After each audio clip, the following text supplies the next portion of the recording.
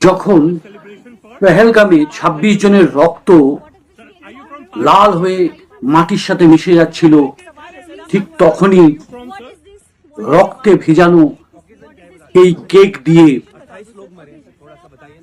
জঙ্গিরা জ্যোতি মালহোত্রা পার্টি করছিলেন। কোথায় কর্নেল সোফিয়া কুরেশি, আর কোথায় এই ইউটিউবার জ্যোতি মালহোত্রা? লস্করে তৈবায় ট্রেনিং প্রাপ্ত এই জ্যোতি মালহোত্রা দেশদ্রোহী, দেশের অন্যতম শত্রু, যে কিনা পাকিস্তানের আইএসআই এজেন্টদের সাথে মিশে তাদের কাছে বিক্রি হয়ে দেশকে ধ্বংসের পথে নিয়ে যাচ্ছিল। গোপন তথ্য সে পাচার করছিল।